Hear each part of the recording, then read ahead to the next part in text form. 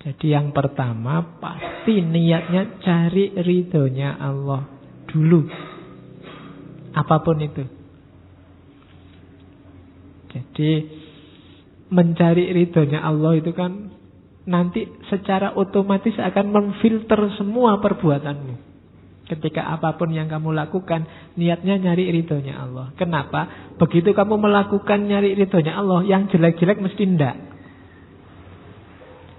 Saya mau ngamar Pak sama pacar saya. Itu kan ndak mungkin niatnya nyari ridhonya Allah. Otomatis ndak. Mau ngambil sandal di masjid nyari yang paling bagus, ndak mungkin. Saya mau nyari sandal yang bagus, semoga Allah ridho, ndak, mesti ndak. Jadi ketika kamu niati pokoknya semua kegiatan nyari ridhonya Allah, itu secara otomatis memfilter semua yang jelek-jelek. Kalau kamu memang serius. Kecuali hanya basa-basi. Pak, saya mau nyontek ini Pak, nyari ridhonya Allah. Karena dengan nyontek ini Pak, saya lulusnya lebih cepat, orang tua saya lebih ringan bebannya. Jadi ini saya nyontek dalam rangka birrul walidain Pak. Semoga Allah ridho dengan ini Pak. Nggak, itu kamu mesti bikin-bikin. Nggak mungkin dengan jalan yang curang Allah akan ridho. Jadi belajar juga begitu. Kamu tadi yang Pak, saya ini mau buka situs-situs yang diblokir ini Pak. Belajar saya ini Pak, biar dapat wawasan baru. Mesti enggak. Hatimu sendiri enggak bisa dibohongi. Jadi maka mencari ridho Allah di setiap aktivitasmu itu sebenarnya secara otomatis memfilter yang baik dan yang buruk, yang sreg dengan yang tidak sreg. Nabi itu kan rumusnya simple. Baik itu yang kalau kamu lakukan itu kamu dilihat orang lain kamu tidak masalah, tapi yang dosa itu mahaka fisodrika, yang kamu ragu-ragu, dan kalau orang lain tahu kamu malu, kamu tidak suka, itu kemungkinan besar dosa. Kayak tadi buka situs-situs, berdua sama pacarmu ngamar, itu mesti kalau ada yang tahu kamu tidak suka, itu kemungkinan besar dosa atau tidak pantas. Jadi hindari, jangan niat nyari ridhonya Allah. Kalau sudah di situ kamu minggir aja, lebih baik tidak. Kalau terpaksa ya tidak diulangi. Kalau sudah, ya kan banyak orang momen tertentu itu dimensi manusianya hilang. Dimensi manusia itu yang tadi akal sehatnya tidak jalan dalam banyak hal. Maka orang yang bisa ma'rifatun nafsi tadi, memahami diri itu, coba kamu muhasabahlah. Dalam momen apa kamu sering kehilangan dirimu, sering akal sehatmu tidak jalan. Dalam kondisi sangat sedih kah, atau sangat seneng kah, atau dalam kondisi apa? Nanti coba kamu cermati dan kamu ingat-ingat, kamu hati-hati di situ. Saya itu kalau sedih sih malah ingat Allah Pak. Kalau seneng juga ingat Allah. Saya lupa Allah itu kalau pas duitnya habis misalnya, atau kalau pas mau ujian akhir, itu biasanya sudah tidak terlalu itu lagi Pak. Yang penting bisa nilainya A aja. Nah, itu kamu coba baca dirimu sendiri. Kamu sering kehilangan diri waktu apa? Coba kamu baca, kamu yang sering posting di Facebook, nulis WA, postingan dan WA-mu yang sering kamu sesali yang tentang apa? Dan itu kamu tulis ketika kamu sedang ngapain? Sedang ingin dipuji orang kah? Sedang ingin menunjukkan kemampuanmu kah? Sedang ingin jajal? Kamu cermati sendiri. Misalnya kamu ngupload foto, terus waduh tadi kok tak upload ya, aku nyesel lah. Kondisi dirimu ketika ngupload foto itu sedang apa? Mungkin sedang ingin pamer, mungkin sedang panas karena di sana ngupload foto kok cakep semua ngasih like, aku ndak. Atau mungkin sedang, kamu cermati dirimu sendiri. Ini momen apa? Biasanya terus kamu sesali postingan itu. Duh, kok saya ngomong itu ya, kok saya posting itu tadi, bikin malu aja. Nah itu, ya postingannya bisa jadi pelajaran. Kondisi jiwamu waktu itu juga bisa jadi pelajaran. Nah itu di antara jalan muhasabah. Yang pertama itu niatnya belajar. Yang kedua, kebahagiaan yang sifatnya ukhrawi. Jangan duniawi. Kalau duniawi terlalu pendek. Kalau kamu mengejar kebahagiaan ukhrawi, itu jalannya lewat dunia ini. Dan jalan menuju kebahagiaan ukhrawi itu otomatis kebahagiaan duniawi. Tidak mungkin kamu memperoleh kebahagiaan ukhrawi dengan tidak bahagia di duniawi. Bahagia loh ya, kondisi batin. Bukan sengsara, bukan prihatin, tapi kondisi batin. Kebahagiaan akhirat itu kamu dapat kalau kamu sudah bahagia di dunia. Maka targetnya jangan kebahagiaan dunia, kebahagiaan akhirat. Semua jalan yang membahagiakan di akhirat itu membahagiakan di dunia. Silahkan kamu cari sendiri, kamu rasakan sendiri. Untuk bahagia di akhirat, bahkan yang ibadah saja, ibadah itu kan membahagiakan.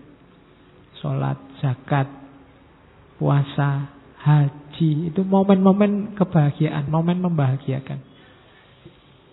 Meskipun kadang batinmu tidak merasa bahagia karena makommu belum nyampe, tapi bahkan kalau orang tanya, Mas gimana sholat, tersiksa enggak? Enggak, mesti kamu bilang begitu. Zakat enak enggak Mas? Enak, ikhlas kok. Meskipun mungkin kamu enggak ikhlas. Itu sebenarnya memang hakikatnya dia membahagiakan, cuma kamu belum nyampe saja. Haji juga begitu, kan momen membahagiakan. Orang haji itu saking senengnya kan sering sampai nangis-nangis. Karena memang momen yang membahagiakan.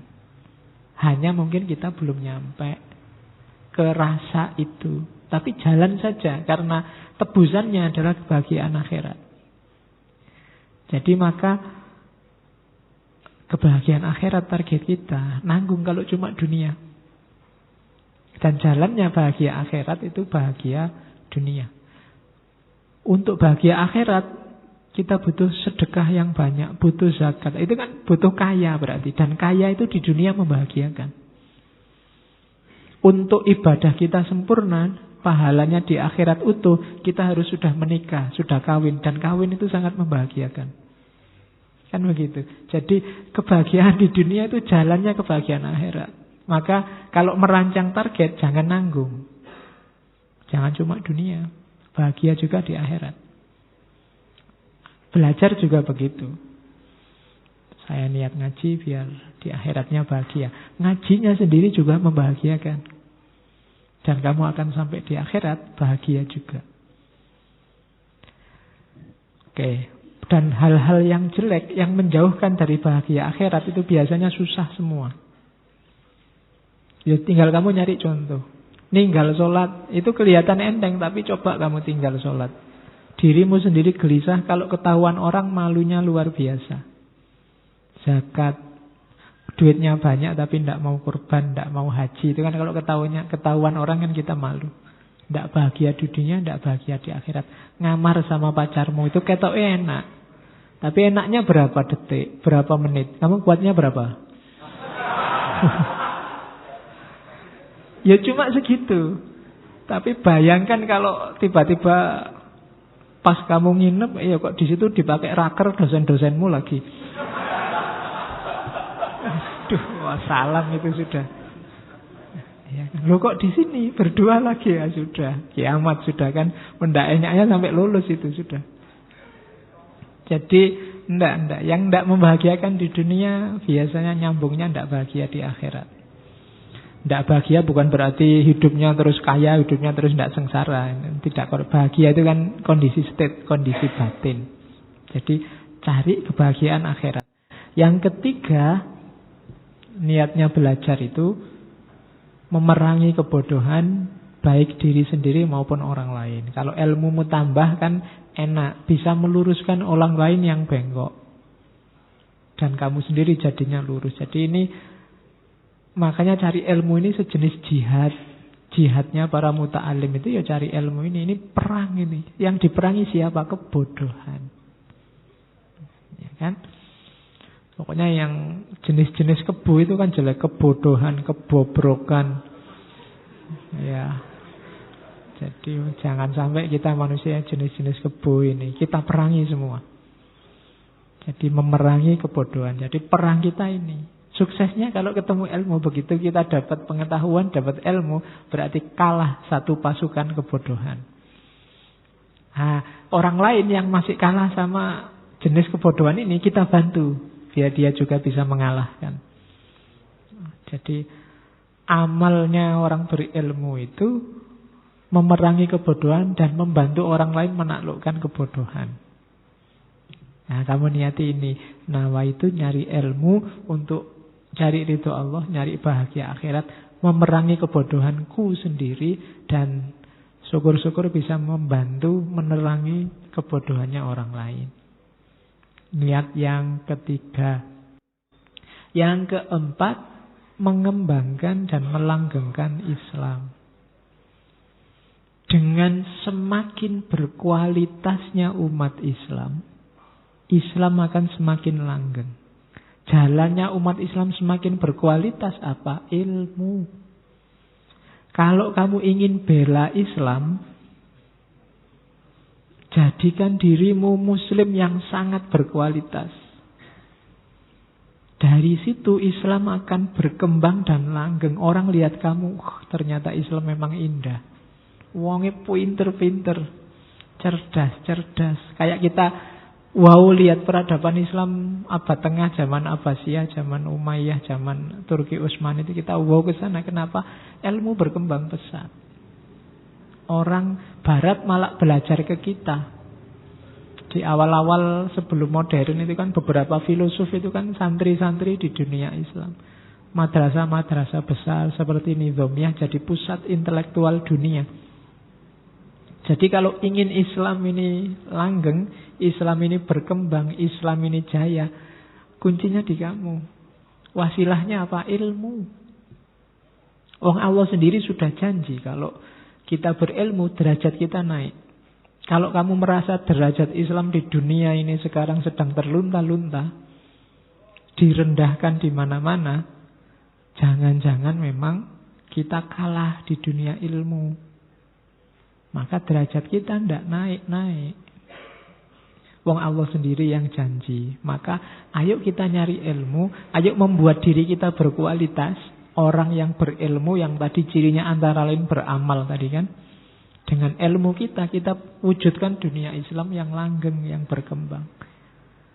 Otomatis orang nanti tertarik ke kita. Disitulah jalannya Islam jadi rahmatan lil alamin.